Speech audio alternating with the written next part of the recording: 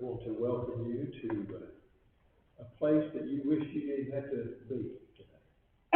We wish we weren't here, and we wish Miss Bobbye was talking to us, yelling at us, having her typical conversation with me as a preacher when I go by her house. I told the kids, well, we go to the dance game, I said, she'd stick that finger out and she'd be telling me some things that, mainly about you, that needed prayer and needed help, and we're going to miss her. I know you're going to miss her. Miss Bobbye Moore was born November 21st, 1943 in Hazelhurst, Mississippi, and passed this life July 20th of this year. She is survived by her sons, Randy and Tony, her sister, Bonnie Beckham, brother, Robert Higdon, and grandchildren that she loves better than life itself. She loves you, grandkids. Kenneth, Sills, and Clayton, Anthony Moore, and Zachary Moore, Anna Moore, Meghan Moore, Richard Green, and Melissa Green Wallace, and her great grandchildren, Haidyn Moore and Ariel Moore. And so we're going to pray right now. Would you pray with us as we open this up? Lord, throughout the years, you've privileged me to travel overseas many times a year. And I've seen funerals in Buddhist communities, in Muslim communities, and my, what a difference their funerals are than ours. Just to see them mourning, to realize that their afterlife is nothing like ours. Their book is different than ours. We have a Bible, and our Bible says to be absent from the body is to be present with the Lord. If you know Jesus, Paul said that's what's going to happen to me when I die. It'd be like being in school when they said my name, and I said, present, I'm here. And all of a sudden, Bobbie's name was called in heaven a few days ago, and she said, present, Jesus, I'm right here. So today we rejoice with her. We mourn with his family, but we also have the hope of the resurrection. And that's what we want to talk about today in Jesus' name.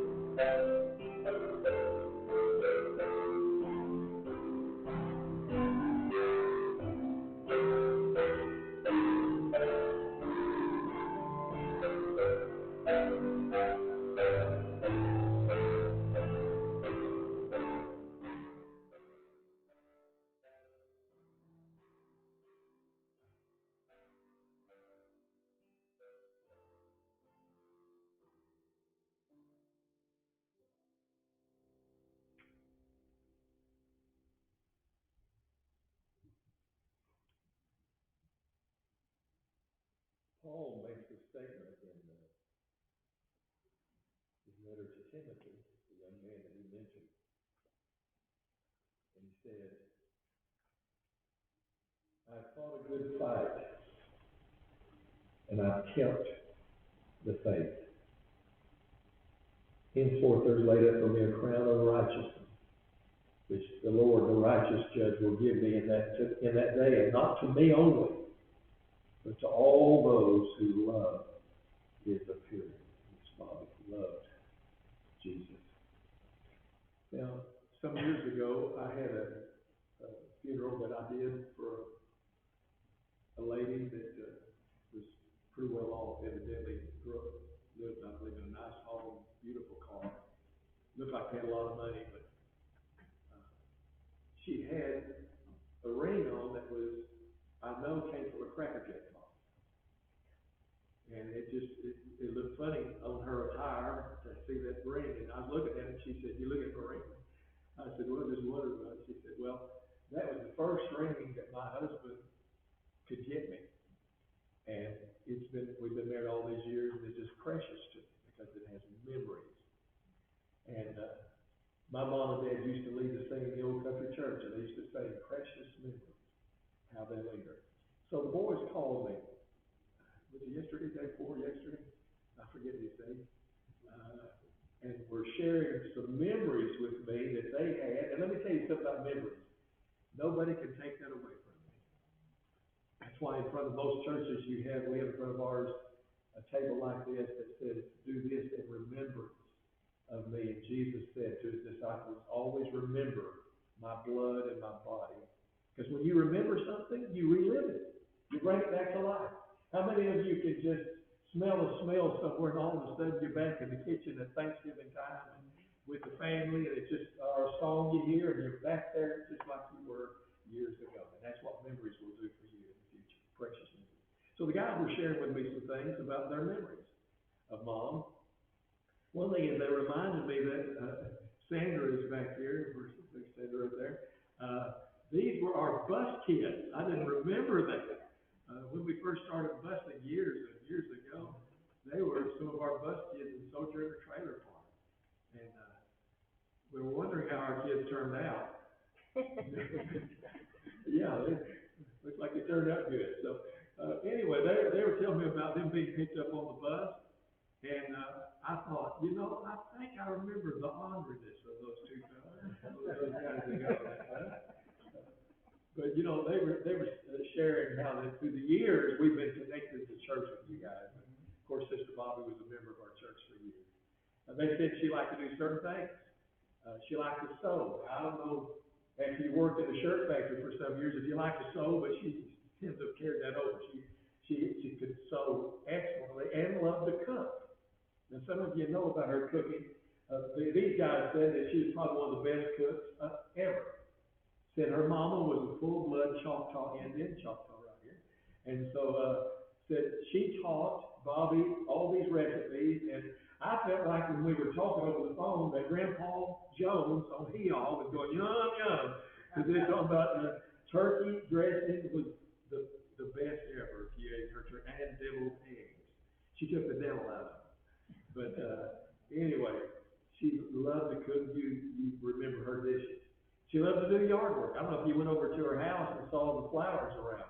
Said that she taught herself on some of that. And so she had daffodils and lilies and other things all around. And she'd proudly walk you around and show you her flowers, because she'd do that to me. And she loved a beautiful yard. Loved to fish. My mom and her had something in common. And this was crazy to me. She loved to ride the motorcycle with Tony. I think it was a crazy spell that came over every now and then because I was thinking Tony right. She did something that in her day was just exceptional. And that was she graduated high school from the Deaf School in Jackson. Pressed on through to get that diploma. And then she made that a goal for her children, that she wanted you to get an education. Randy was talking to me, and he went to college, and at one time things got real tight. He didn't know how he was going to make it, thought about leaving, and he said his mama came to him, and these are your words. You said she took me aside and sternly Did she sternly do that? Told me that under no circumstances was I going to quit, and whatever she had to do, she would do it to make sure that you went to school. And the old story that I've told many times, it reminds me of that, of a little boy that's in the house asking his mama, said, Mama, can I go out and play? And she said, honey, you can play all you want, but you're going to do your chores first. And so he was sweeping the floor, you know, with that little grumbling and complaining and doing what he had to do. And finally, it was done, and he said, I've done it. She said, okay, go play. Well, she went into the dinette table, and there was a little piece of paper on it, and he had marked everything he had done. Swept the floor 10 cents, it's a long time ago. You know, took out the garbage a nickel. I mean, and he put everything down, and he counted it up, and he got it right. The amount was there, and so she picked it up and saw it. It concerned her. She called him back in, and she said, I just saw your little note. You charged me for everything. I just want to tell you something about that, boy. Son, when you came into this earth, the doctors came to your dad and I and said, I have a choice of me living or you living. That if I live, you'd have to die. They'd have to take you. And I told them, I said, I'm going to live and my baby's going to live. And said, when they came and took you, I entered death's door, felt it until they walked into your little body. When I healed your body, I fought death off and I lived. Son, I never thought of charging you for almost dying for you. And besides that, do you know who fixes your lunch every day and who does your laundry and who fixes your bed and does all every day? They never thought of charging you for the many things every day. Do you remember you got sick last year and you were in bed for days? And you had to go to work. I didn't go to sleep for days, all night long, all day long, by your bed. And I did that for you because I love you, not because I want to charge you. You go out and play. That's all I tell you that. So she went back into the kitchen or the other part of the house and came back a little bit later. And she looked up, the note had been moved. And she reached over and picked it up. And on the note, a little pencil had taken and marked through every one of them. At the bottom it said, paid in full by my mom. I think Bobbye paid in full for the meals and everything she did in your life. She paid it in full. I do know this. I do know that her favorite holiday was Christmas. The reason I know that is because the boys told me, but I also know that we used to pick her up, or she'd come to the house, and we'd take her out to see the lights of Jackson. You know, was a section in Jackson that had all the lights on it. And over there, we'd go look at that and go around town and everything. And we'd eat a meal at my house afterwards, and Miss Bobbye would just be the yakkinest, happiest, inside her house, outside her house. She decorated everything. She loved it. And I did not know this, but she said that Randy was telling me on January 1st, she would go and put her son's gift on layaway on January 1st for the next year. And pay on them all year. So she'd make sure, because I'd raised four, believe me, dirt poor, that her boys had everything they wanted for Christmas. That's a mama. That's a mama. And did that on their birthdays as well. And she loved your grandchildren. And let me tell you this, there's one thing though Miss Bobbye did, and that was with that finger. She got aggravated at you. It's like that thing was shoot. And she would call you by your full name. You knew when you were being got on, when your whole name got out there. And she would let you know that she's always coming to me at church, having a request at times for you kids and your grandkids, asking God to take control of their lives. There's a remarkable story, I'm not going to be long, but there's a remarkable true story of a woman called Sue Thomas. I used to love to watch this. It's a TV series called Sue Thomas, FBI. And it wasn't LB with an I, it was EYE. Because Sue Thomas, who's a year older than I am, living now, you can Google it, Sue Thomas was deaf. From a few months old, totally deaf, but she knew how to read lips. And because she could read lips, the FBI hired her for surveillance purposes, undercover work, and she would be able to see things from afar and zoom in and see the lips. They couldn't hear it, but she could read the lips and became famous for that, made a TV program and a movie out after her. And I thought of your mom, how that she could communicate so well reading those lips. And even her voice was a little raspy because couldn't hear your voice. But she said it sounded good to me. If you listen to the real Sue Thomas, it doesn't sound nearly that good.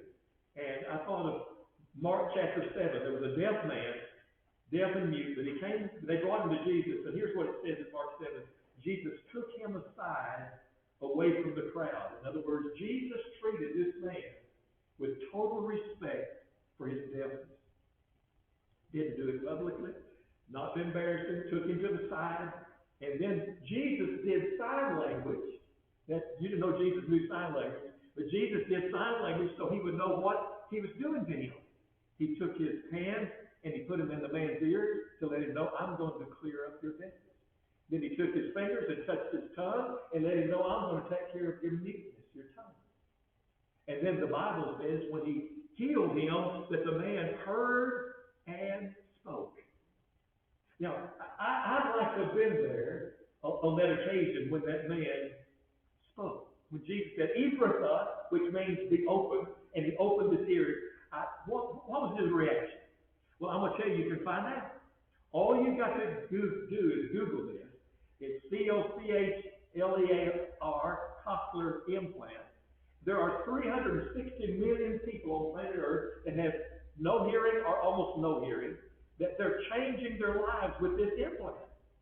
And it's giving them hearing. If you'll Google that, watch the kids as they, for the first time they do it, and it's the unveiling, and they hear Mama and Daddy saying, honey.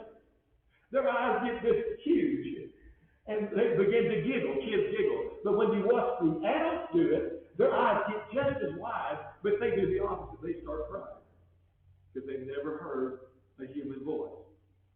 Wow. Can you imagine when Miss Bobbye left this earth and heard Jesus say, Bobbye, or my servant, well done. And she heard clearly for the first time in her life. What a moment. In the 1980s, Life magazine came out with a photo of the decade. They gave a big prize for the entire 80s decade. It was a picture of a man getting off of a plane in Germany who was one of the hostages in the Iran scandal problem that we had. You remember there were 444 days of 52 hostages held in Tehran, and they kept them in these horrible conditions. They beat them with their fists, their boots. They tried to starve them. We didn't know if they were coming home. And so America at that time had a song come out by Tony Orlando, Tony. And he's talking about a guy riding in a bus and asking the bus driver, I told my wife she don't have to accept me, but if she does, would you tie a yellow ribbon around the old oak tree? And when they came around the bend, the driver let them know there's not a ribbon around the old oak tree. The whole oak tree is full of ribbons.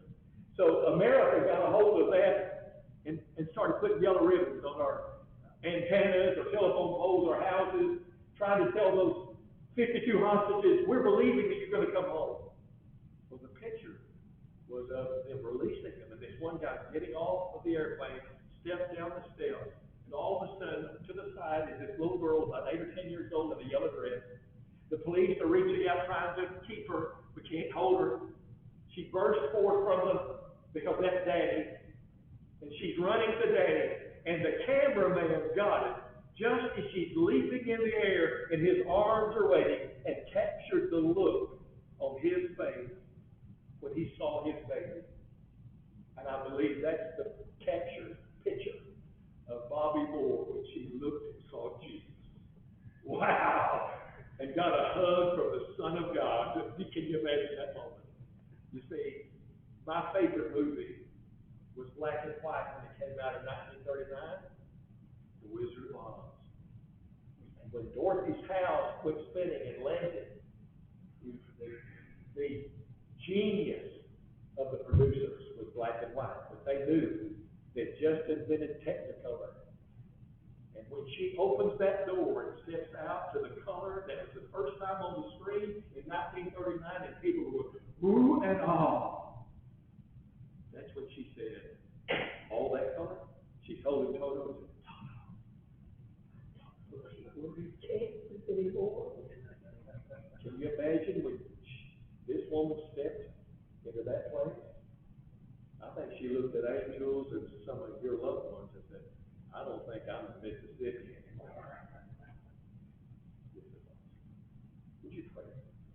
Miss Bobbye, if I had the power right now, Jesus did it 3 times. If I had the power right now to open that casket up and bring you back, I think the first thing you do is slap my face. And point that finger at me and say, Brother Blankenship, you leave me alone. I'm in heaven with Jesus and loved ones, and I can hear the angels singing. I can hear the heavenly choir. I can hear the water rippling down from the throne of God. And I wouldn't trade this for anything. So today we'll miss her, but Miss Bobbye, we're so glad you finally made it home. And that's going to be your home forever. So today we bless the family, ask you to strengthen them, encourage them, help them to know that their name is written in the Lamb's Book of Life, because it is. It's just so long for a little while, and we'll see her again soon. In Jesus' name. Amen.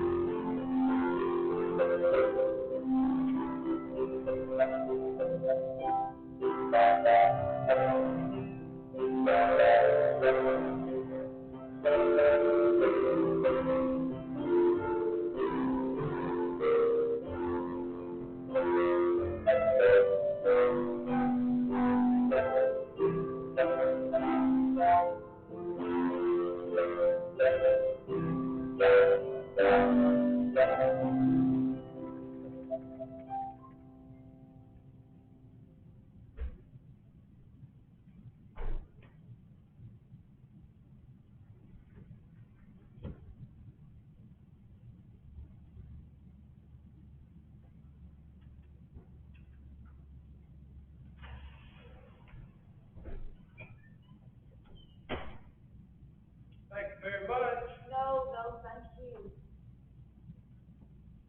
A day without rain. That's about that. I try not to complain about that, though. I know. No, as soon as we do, we'll be complaining about I know. that. Y'all have a good one. You too.